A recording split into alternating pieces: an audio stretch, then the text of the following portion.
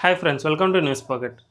ప్రపంచాన్నంతటిని తన గుప్పిట్లో ఉంచుకోవాలని విర్రవీగే ట్రంప్ ఇప్పుడు ఆఫ్ఘనిస్తాన్పై పడ్డాడు. ఆఫ్ఘనిస్తాన్లో బాగ్రామ్ ఎయిర్ బేస్ను తాను తిరిగి స్వాధీనం చేసుకుంటాను అని తాజాగా ఆయన యూకే పర్యటనలో ప్రకటించారు. ఇందుకు యూకే కూడా హెల్ప్ చేయాలని, నేను ఆ ఎయిర్ బేస్ను పూర్తిగా స్వాధీనం చేసుకుని తీరుతాను అని తాలిబాన్లకు స్పష్టమైన సూచనలు ఇచ్చారు. అంతేకాకుండా దీనిపై తాలిబాన్లతో చర్చిస్తున్నామని కూడా తెలిపారు. అయితే దీన్ని తాలిబాన్లు తీవ్రంగా వ్యతిరేకిస్తున్నారు. మేము ఆ ఎయిర్ బేస్ను ఎవరికి ఇచ్చే ప్రసక్తే లేదు, అటువంటి కలలు కనేవారు వాటిని మానుకోవాలి అని కూడా సూచించారు.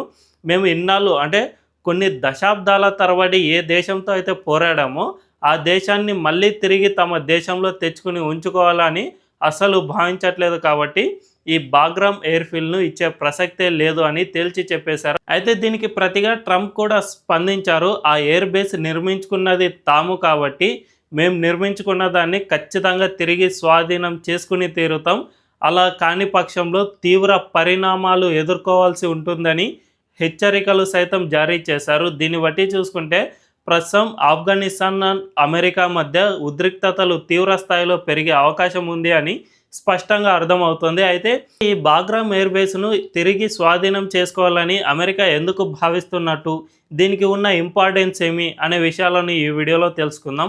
అంతకంటే ముందు ఈ ఛానల్ను రీసెంట్గానే స్టార్ట్ చేసాం, మాకు మీ సపోర్ట్ ఖచ్చితంగా కావాలి. వెంటనే ఈ ఛానల్ను సబ్స్క్రైబ్ చేసుకోండి అని బెల్ ఐకాన్ను క్లిక్ చేయడం అస్సలు మర్చిపోద్దు. ఇక డీటెయిల్స్లోకి వెళ్తే, బాగ్రామ్ ఎయిర్ బేస్ అనేది ఆఫ్ఘనిస్తాన్లో చాలా కీలకమైన ఎయిర్ బేస్. ప్రపంచంలో ఉన్న అతిపెద్ద వైమానిక స్థావరాల్లో ఇది కూడా ఒకటి. దీన్ని అమెరికా గతంలో చాలా పటిష్టంగా నిర్మించుకుంది. 2001 ముందు వరకు ఇది సోవియట్ యూనియన్ చేతుల్లో ఉండేది. ఆ తర్వాత సోవియట్ యూనియన్ను ఓడించి అమెరికా 2001లో ఎప్పుడైతే 9/11 అమెరికా ట్విన్ టవర్స్పై దాడి జరిగిందో, ఈ దాడిలో తాలిబాన్లు కీలకంగా వ్యవహరించారు. బిన్ లాడెన్ ఈ దాడికి పాల్పడ్డాడు కాబట్టి అందుకు ప్రతిగా అమెరికా ఈ ఆఫ్ఘనిస్తాన్లో అడుగుపెట్టింది. ఈ బాగ్రామ్ ఎయిర్ బేస్ను స్వాధీనం చేసుకుంది 2001లో.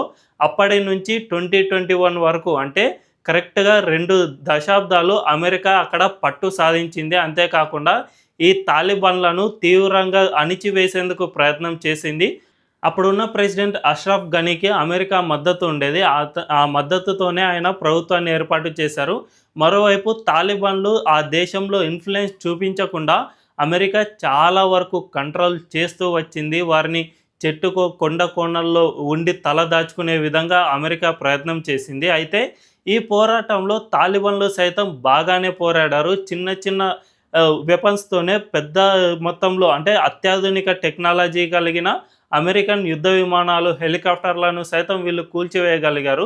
జస్ట్ హ్యాండ్ రాకెట్ లాంచర్లతో అమెరికన్ అపాచీ హెలికాప్టర్లను సైతం కూల్చివేసిన ఘనత తాలిబాన్లకు ఉంది. కాబట్టి ఆ విధంగా కొండ కోణల్లో నుంచే వీళ్ళు పోరాటం స్టార్ట్ చేసి 2 దశాబ్దాల తర్వాత తాలిబాన్లు అమెరికాపై విజయం సాధించారు. చివరికి 2021లో అప్పటి జో బైడెన్ ప్రభుత్వం ఈ ఎయిర్ఫీల్డ్ను మేము మొత్తం వదిలేసి వెళ్ళిపోతున్నాం, ఆఫ్ఘనిస్తాన్ను ఇక మా కంట్రోల్లో ఉండాలని మేము కోరుకోవట్లేదు, ఇక మేము మా సేనలను తిరిగి తీసుకుంటున్నామని అప్పటి జో బైడెన్ ప్రభుత్వం ప్రకటించింది. దీంతో అక్కడ ఉన్న సేనలన్నీ తిరిగి వెళ్ళిపోయాయి. ఫలితంగా బాగ్రామ్ ఎయిర్ బేస్ మొత్తం ఖాళీ అయిపోయింది. ఈ ఎయిర్ బేస్ అమెరికాకు ఎంత కీలకమైందంటే దీంట్లో 11,000 అడుగుల పొడవైన కాంక్రీట్ రన్వేలు ఉన్నాయి. కాంక్రీట్ రన్వేలు అంటే పటిష్టమైన రన్వేలు అనే లెక్క.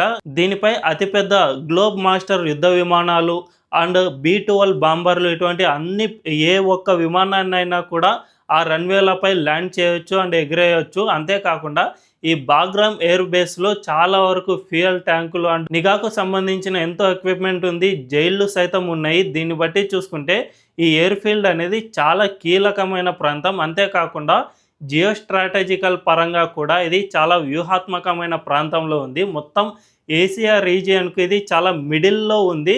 దీని ద్వారా చైనాను అండ్ ఇండియాను, ఇరాన్ను, అటు రష్యాను సైతం కంట్రోల్ చేయొచ్చు. సరిగ్గా మిడిల్ పాయింట్లో ఉండటం వల్ల దీనికి ప్రాధాన్యత సంతరించుకుంది. ప్రస్తుతం చైనాలో అణు కార్యక్రమాలు జరిపే పరిశోధనా సంస్థకు ఇది జస్ట్ 500 మైళ్ళ దూరంలో మాత్రమే ఉంటుంది. అంటే అమెరికన్ యుద్ధ విమానాలు ఒక్కసారి గాల్లో ఎగిరితే సరిగ్గా గంట ప్రయాణంతోనే చైనాలోని ప్రధానమైన అణుస్థావరాలను చేరుకోగలవు. ఈ విధంగా వ్యూహాత్మక ప్రాంతంలో ఉంది. అంతేకాకుండా అటు ఇరాన్తో కూడా అమెరికాకి ఇప్పుడు పేచి ఉంది కాబట్టి ఇరాన్ కూడా ఆఫ్ఘనిస్తాన్కు చాలా దగ్గరలో ఉంటుంది కాబట్టి ఆ దేశాన్ని కూడా కంట్రోల్ చేయొచ్చు. అంతేకాకుండా మిడిల్ ఈస్ట్ ప్రాంతంలో చాలా ప్రాంతాలు ఈ ఎయిర్ బేస్కు చాలా దగ్గరలో ఉన్నాయి. అటు రష్యా సైతం దీనికి దగ్గరలోనే ఉంది కాబట్టి అన్ని దేశాలను ఈ ఒక్క ఎయిర్ బేస్తో చాలా వరకు కంట్రోల్ చేయవచ్చు. అందుకే అమెరికా ఇన్నాళ్ళు అక్కడ పట్టు సాధించడానికి ప్రయత్నాలు చేసింది, కానీ ఆ తర్వాత జో బైడెన్ ప్రభుత్వం దాని నుంచి వైదొలిగింది. సరైన ఒప్పందాలు చేసుకోకుండా, అంటే ఆఫ్ఘనిస్తాన్లోని తాలిబాన్లతో ఎటువంటి ఒప్పందాలు చేసుకోకుండా ఉన్న పలంగా అది వైదొలిగింది. దీంతో ట్రంప్ ఇదే వ్యాఖ్యలు చేశారు. ఎటువంటి ఒప్పందాలు చేసుకోకుండా మీరు ఎలా వైదొలుగుతారు, దాన్ని మళ్ళీ తిరిగి నేను స్వాధీనం చేసుకుంటాను అని ఇప్పుడు ప్రకటిస్తున్నారు. దీంతో ఆఫ్ఘనిస్తాన్ తాలిబాన్లకు కూడా కోపం వస్తుంది. ఎందుకంటే వాళ్ళు 2 దశాబ్దాలుగా ఏ దేశంపై అయితే పోరాడారో ప్రస్తుతం ప్రభుత్వంలో ఉన్న తాలిబాన్లు అదే అమెరికాను తమ దేశంలో తిరిగి తెచ్చుకోవడానికి సిద్ధంగా లేరు కాబట్టి ట్రంప్ను సైతం తీవ్రంగా వ్యతిరేకిస్తున్నారు. సో దీన్ని బట్టి చూసుకుంటే ప్రస్తుతం ట్రంప్ అండ్ ఆఫ్ఘనిస్తాన్ తాలిబాన్ గవర్నమెంట్కు మధ్య చాలా పచ్చగడ్డి వేసే బగ్గుమనే పరిస్థితి నెలకొంది కాబట్టి భవిష్యత్తులో ఇది ఎటువంటి పరిణామాలకు దారి తీస్తుందో అనే అనుమానాలు నెలకొన్నాయి. చూడాలి మరి దీనిపై ట్రంప్ పట్టు సాధించడానికి ముందుకు వెళ్తాడా, లేదంటే వీళ్ళతో ఎందుకులే అని వెనక్కి తగ్గుతాడా అనే విషయం తెలియాలంటే మరికొద్ది రోజులు వెయిట్ చేయాల్సిందే. ఈ వీడియో కనుక మీకు నచ్చినట్లయితే ఖచ్చితంగా మా ఛానల్ను సబ్స్క్రైబ్ చేసుకోండి అండ్ బెల్ ఐకాన్ను క్లిక్ చేయడం అస్సలు మర్చిపోవద్దు. Thank you.